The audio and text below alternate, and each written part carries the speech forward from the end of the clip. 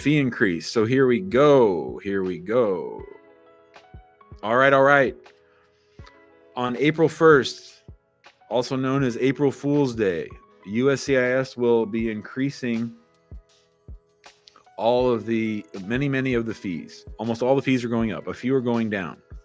All the fees are going up, and some of the fees are going up, and the amount that they're going up depends on whether you plan on filing electronically or with paper, right? So they're really trying to push people to file online, which I think sucks because that system crashes a lot. And once a lot of more people use it, then it's going to crash even more. But here we go. So April 1st. So if you file an application and it's postmarked on March 31st, I don't know what day of the week that is. Somebody let me know what day of the week March 31st is.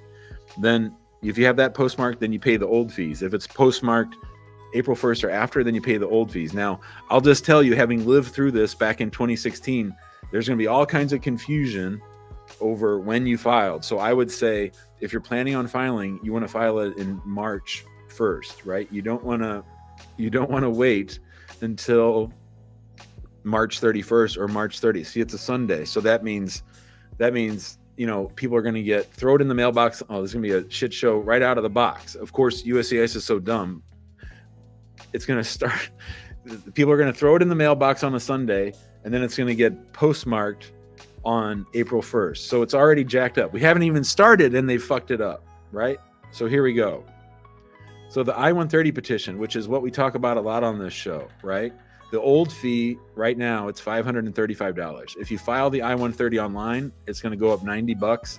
If you file it on paper, it's going to go up $140, right? So to $675, right? The travel document is going to go from $575 to $630. The refugee travel document is going to go up $30. If you lose your case and you have to file a notice of appeal, 290B, it's going to go up $125. If you're talking about that I-360 that was filed earlier that we talked about, that's an 18% increase. The 485 is going up bigly, and it's not just this. So the I-45 is going up from $1,225 to $1,440, from $1,225 to $1,440. By the way, I read over the notice yesterday, and there's typos in there. It's all jacked up. There's sentences that half finished. So these guys haven't even thought it all through or processed it all through. So this is all still in flux. This is just what we know right now. So right now we know that the fee is going to go up from $1,225 to $1,440. And those sneaky bastards, what they did was they put out a proposed rule, like I think about a year ago or maybe 9 months ago, and they said we're gonna increase it way big, and now they've come back and they haven't increased it as much as they said they were going to, so that we get fooled into thinking they're doing us a favor.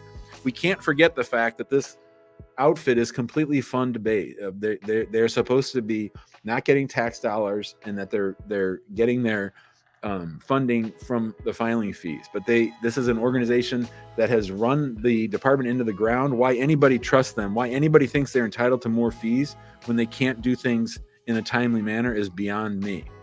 But here's the real kicker. Right now, and up until March 31st, if you file for adjustment of status and you want a work card and a travel document, that is included in the $1,225 fee.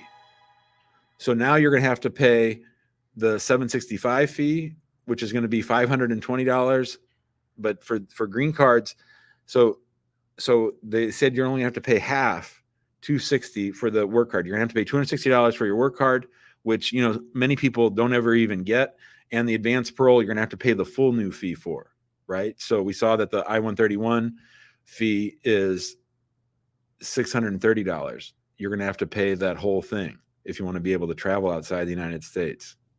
It's absolutely ridiculous. So those aren't included. So really, you're talking about going from $1,225 plus $260. Let's do the math. So $1,225 plus $260. By the way, our friend Lewis sent me a very nice analysis of this last night, and I was very grateful that he did that. Plus $630. So it's going to go to $2,115. Well, and then plus the I-130 is $625. Plus $625. So it's $2,740. That's before you pay the lawyer, right? So these guys are total clowns. I think that some of this is going to get challenged. I didn't do the employment-based stuff. I'll do that next week, where I walk you through the increases in the employment-based stuff.